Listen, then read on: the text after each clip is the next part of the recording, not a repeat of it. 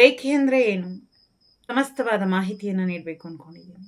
ಮಾಸ್ಟರ್ಸ್ಗಳು ಹೇಳೋ ಹಾಗೆ ರೇಖೆ ವಿದ್ಯೆಯಿಂದ ಈ ಕಷ್ಟಗಳು, ಈ ನೋವು, ಸಂಕಟ, ಸಮಸ್ಯೆಗಳಿಂದ ಹೊರಬರಬಹುದಾ?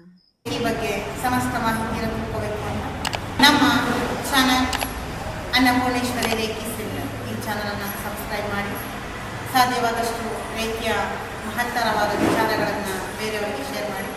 ನಮಸ್ತೆ. ನನ್ನ ಎಲ್ಲ ಅತಿ ಅದ್ಭುತವಾದಂತಹ ಚೈತನ್ಯ ಶಕ್ತಿಗಳಿಗೆ ಹೇಗಿದ್ದೀರಾ ನೀವೆಲ್ಲರೂ? ನಾನು ಈ ವಿಡಿಯೋದಲ್ಲಿ ರೇಖೆಯ ಬಗ್ಗೆ ಸಮಸ್ತವಾದ ಮಾಹಿತಿಯನ್ನು ನೀಡಬೇಕು ಅಂದ್ಕೊಂಡಿದ್ದೀನಿ. ರೇಖೆ ಅಂದರೆ ಏನು? ಎಲ್ಲ ಮಾಸ್ಟರ್ಸ್ಗಳು ಹೇಳೋ ಹಾಗೆ ಬ್ರಹ್ಮಾಂಡದ ಪ್ರಾಣಶಕ್ತಿ ರೇಖೆ. ಆ ಬ್ರಹ್ಮಾಂಡದ ಶಕ್ತಿ ಹಾಗೂ ನಮ್ಮ ಪ್ರಾಣಶಕ್ತಿಯ ಸಮ್ಮಿಲನದಿಂದ ಉಂಟಾಗುವಂತಹ ಅದ್ಭುತವಾದ ಶಕ್ತಿ ರೇಖೆ. ಇದನ್ನು ಎಲ್ಲ ಮಾಸ್ಟರ್ಸ್ಗಳು ಕೂಡ ಹೇಳ್ತಾನೆ ಇರ್ತಾರೆ.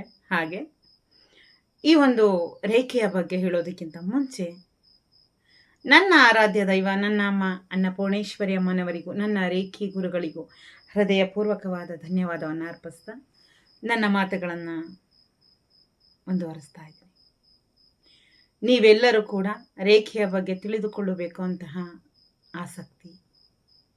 ರೇಖೆ ವಿದ್ಯೆಯಿಂದ ನಾವು ಎಲ್ಲ ಸಮಸ್ಯೆಗಳಿಂದ ಹೊರಬರಬಹುದಾ?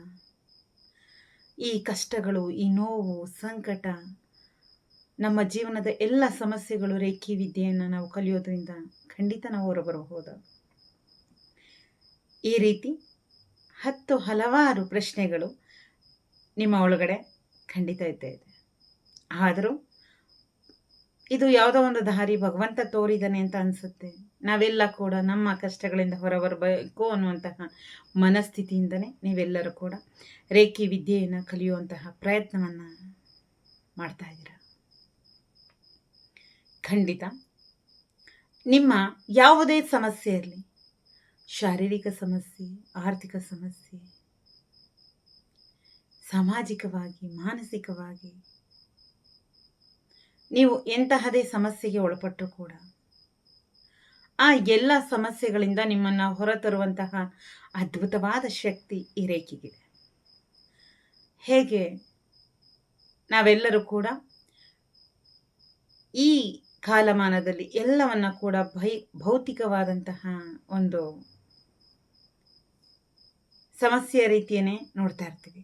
ಅಂದರೆ ಯಾರಿಗಾದ್ರೂ ಹುಷಾರು ತಪ್ಪಿದ್ರು ಅಂದರೆ ಕೇವಲ ನಾವು ಅದಕ್ಕೆ ನಮ್ಮ ಶರೀರಕ್ಕೆ ಮಾತ್ರ ಚಿಕಿತ್ಸೆ ಕೊಡಿಸುವಂಥದ್ದು ಮಾಡ್ತಾ ಇರ್ತೀವಿ.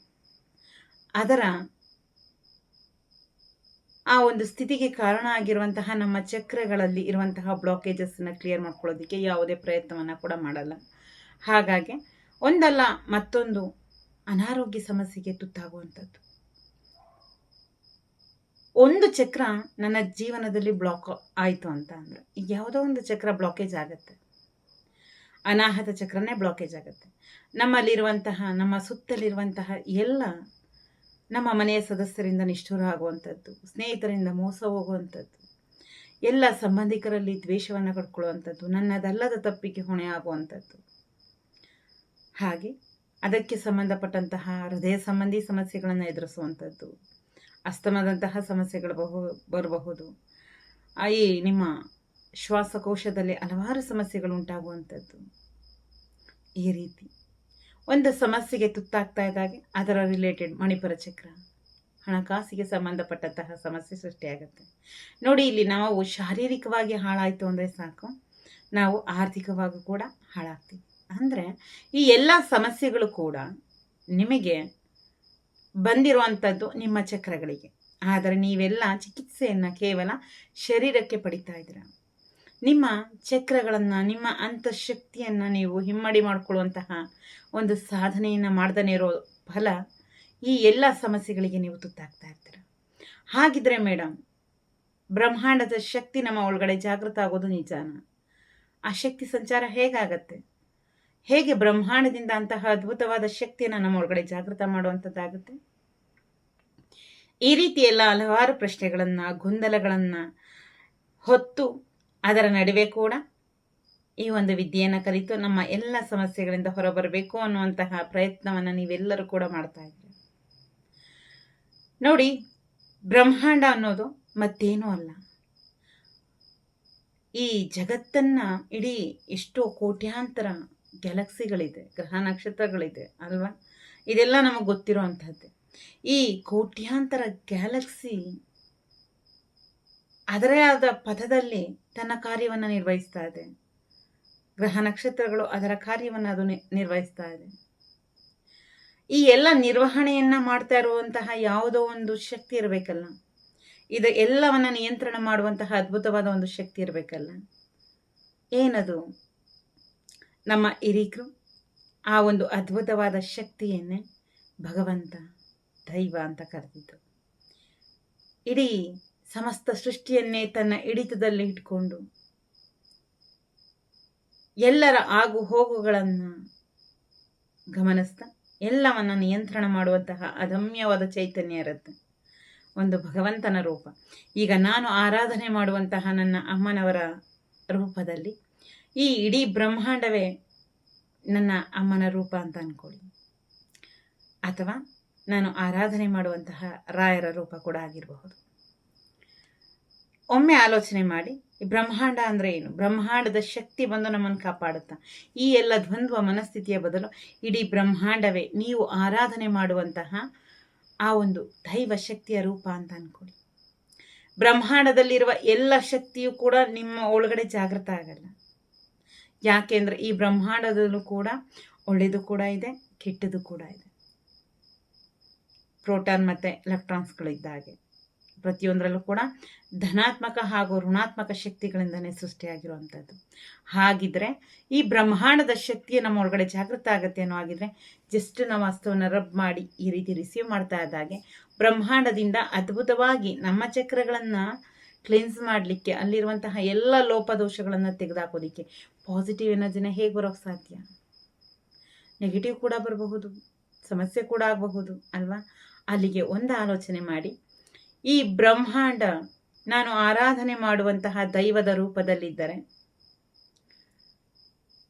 ನನ್ನ ರಕ್ಷಣೆಗೆ, ಈ ಬ್ರಹ್ಮಾಂಡದ ರಕ್ಷಣೆಗೆಂದೇ ಆ ಭಗವಂತನ ಹಸ್ತದಿಂದ ಹೊರಹೊಮ್ಮುವಂತಹ ಅದ್ಭುತವಾದ ರಕ್ಷಣಾ ಕಿರಣಗಳು ರೇಖೆ. ಆ ರಕ್ಷಣಾ ಕಿರಣ ಈಗ ನಿಮ್ಮ ಆರಾಧ್ಯ ದೈವದ ಅಭಯಹಸ್ತದಿಂದ ಬರುವಂತಹ ಅದ್ಭುತವಾದ ರಕ್ಷಾ ಕಿರಣಗಳ ರೇಖೆ. ಹಾಗಾಗಿ ಈ ರೇಖಿ ಶಕ್ತಿ ನಿಮ್ಮ ಸಪ್ತ ಚಕ್ರಗಳಲ್ಲಿ ಜಾಗೃತ ಮಾಡುವಂತಹ ಅದ್ಭುತವಾದ ಕ್ರಿಯೆಯನ್ನು, ರೇಖೆಯ ಬಗ್ಗೆ ಅಧ್ಯಯನ ಮಾಡಿದಂತಹ ರೇಖಿ ಗುರುಗಳು ನಿಮ್ಮ ಸಪ್ತ ಚಕ್ರಗಳಿಗೂ ರೇಖಿ ಶಕ್ತಿಯ ಕನೆಕ್ಷನ್ಸ್, ಆ ಬ್ರಹ್ಮಾಂಡದ ಶಕ್ತಿಯನ್ನು ಜಾಗೃತ ಮಾಡುವಂಥದ್ದು. ನಿಮ್ಮ ಪ್ರಾಣ ಶಕ್ತಿಯೊಟ್ಟಿಗೆ ಬ್ರಹ್ಮಾಂಡದ ಶಕ್ತಿಯ ಸಮ್ಮಿಲನವನ್ನು ಮಾಡಿದಾಗ ಅದ್ಭುತವಾದ ಎನರ್ಜಿ ಕ್ರಿಯೇಟ್ ಆಗುತ್ತೆ. ಆ ಶಕ್ತಿ ನಿಮ್ಮ ಹಸ್ತಗಳಿಂದ ಹೊರಹೊಮ್ಮುವಂಥದ್ದಾಗತ್ತೆ. ನಿಮ್ಮ ಹಸ್ತಗಳಲ್ಲೂ ಕೂಡ ಅದ್ಭುತವಾದಂತಹ ಶಕ್ತಿ ಹೊರಹೊಮ್ಮುತ್ತೆ.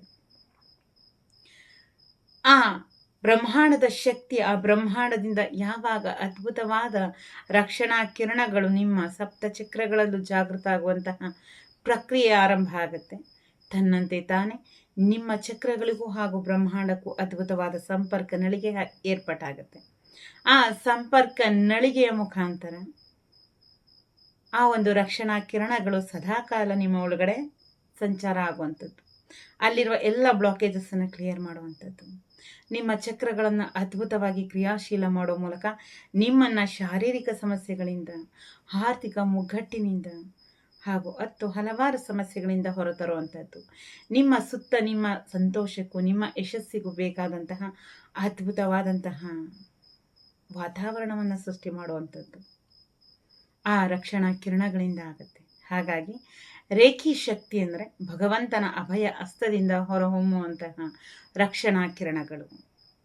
ಈ ರೇಖಿ ದೀಕ್ಷೆ ಪಡೆಯೋದ್ರಿಂದ ಆ ಬ್ರಹ್ಮಾಂಡದ ಶಕ್ತಿಯೇ ನಿಮ್ಮ ಒಳಗಡೆ ಜಾಗೃತ ಆಗೋದ್ರಿಂದ ನಿಮ್ಮ ಒಳಗಡೆ ಇರುವಂತಹ ಈ ಅದ್ಭುತವಾದ ಚೈತನ್ಯ ಶಕ್ತಿ, ನಾವೆಲ್ಲರೂ ಕೂಡ ಬ್ರಹ್ಮಾಂಡ ಒಂದು ಅದಮ್ಯವಾದ ಶಕ್ತಿ ಆದರೆ ಅದರಿಂದ ಸೃಷ್ಟಿಯಾದಂತಹ ಅದ್ಭುತವಾದ ಚೈತನ್ಯ ಶಕ್ತಿಗಳು ನಾವು. ಆದರೆ ಈ ಭೌತಿಕ ಜೀವನವನ್ನು ನಡೆಸುವಲ್ಲಿ ನಾವು ಏನು ಅನ್ನೋದನ್ನು ನಾವು ಮರ್ತಿದ್ದೀವಿ.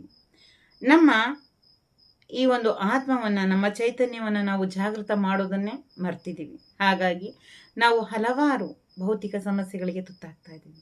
ಈ ರೇಖಿ ಪ್ರಕ್ರಿಯೆಯಲ್ಲಿ ಆಗುವಂತಹ ಅದ್ಭುತವಾದ ಕ್ರಿಯೆ ನೀವೆಲ್ಲರೂ ಅದ್ಭುತವಾದ ಚೈತನ್ಯಗಳು ಅಂತ ನಿಮ್ಮೊಳಗಡೆ ಖಾತ್ರಿಯಾಗುವಂಥದ್ದು.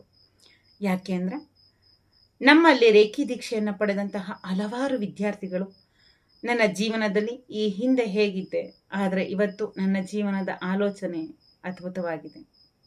ಆಲೋಚನಾ ಶೈಲಿಯನ್ನೇ ಬದಲಾಯಿಸಿದೆ. ನನ್ನೊಟ್ಟಿಗೆ ಯಾರಿಲ್ಲ ಅಂದರೂ ಯಾವುದೋ ಒಂದು ಅದ್ಭುತವಾದ ಶಕ್ತಿ ನನ್ನ ಒಳಗಡೆ ಇದೆ. ನಾನು ಏನನ್ನ ಬೇಕಾದರೂ ಗೆಲ್ತೀನಿ ಅನ್ನುವಂತಹ ಆ ಮನೋಭಾವವನ್ನು ನನ್ನ ಒಳಗಡೆ ಹುಟ್ಟಾಕಿದೆ. ಅದ್ಭುತವಾದ, ನನಗೇ ಗೊತ್ತಿಲ್ಲದೇ ಬೇಕಾದಷ್ಟು ಅವಕಾಶಗಳು ನನ್ನ ಜೀವನದಲ್ಲಿ ಬರ್ತಾ ಇದೆ. ಈ ಆರ್ಥಿಕ ಮುಗ್ಗಟ್ಟಿನಿಂದ ನಾನು ಹೊರಬರುವಂಥದ್ದಾಗ್ತಾ ಇದೆ.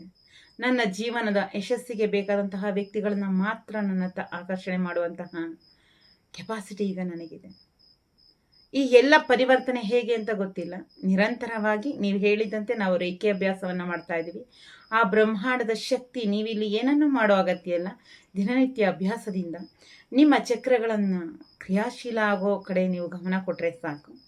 ಆ ಚಕ್ರಗಳು ನಿಮ್ಮ ಯಶಸ್ಸಿಗೆ ಏನು ಬೇಕು, ಈ ಕನೆಕ್ಷನ್ಸ್ ಅನ್ನೋದು, ಈ ಬ್ರಹ್ಮಾಂಡದೊಟ್ಟಿಗೆ ನಿಮ್ಮ ಸಂಪರ್ಕ ನಿರಂತರವಾಗಿದ್ದರೆ ಆ ಬ್ರಹ್ಮಾಂಡವೇ ನಿಮ್ಮ ಜೀವನದ ಯಶಸ್ಸಿಗೆ ಬೇಕಾದ ಎಲ್ಲವನ್ನ ನಿಮ್ಮತ್ತ ಆಕರ್ಷಣೆ ಮಾಡುವಂಥದ್ದಾಗತ್ತೆ.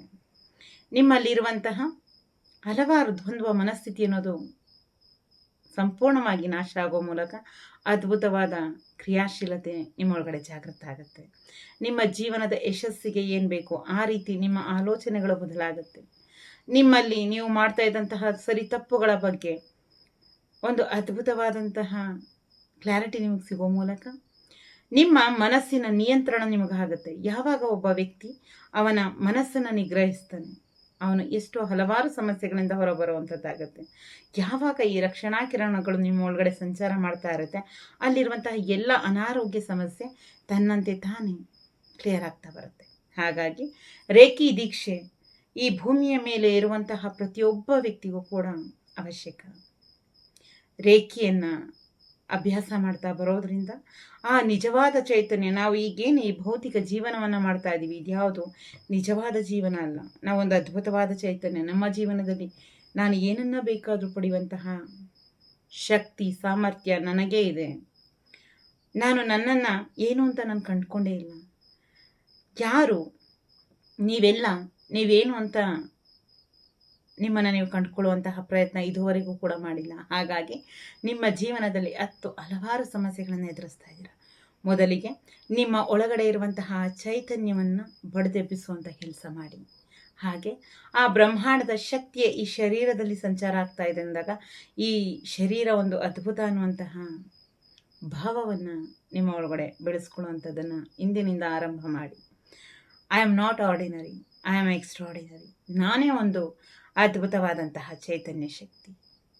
ಆ ಜಗನ್ಮಾತೆಯ ಅನುಗ್ರಹಕ್ಕೆ, ಅವರ ರಕ್ಷಾ ಕಿರಣಗಳ ಸಂಚಾರಕ್ಕೆ ಈ ನನ್ನ ಶರೀರ ಆಯ್ಕೆಯಾಗಿದೆ. ಹಾಗಿದ್ಮೇಲೆ ನಾನೆಂತಹ ಅದ್ಭುತವಾದಂತಹ ಚೈತನ್ಯ. ಈ ರೀತಿಯ ಭಾವ ನಮ್ಮ ಜೀವನವನ್ನು ಸಂಪೂರ್ಣವಾಗಿ ಪರಿವರ್ತನೆ ಮಾಡುವಂತಹ ಕೆಲಸ ಮಾಡುತ್ತೆ.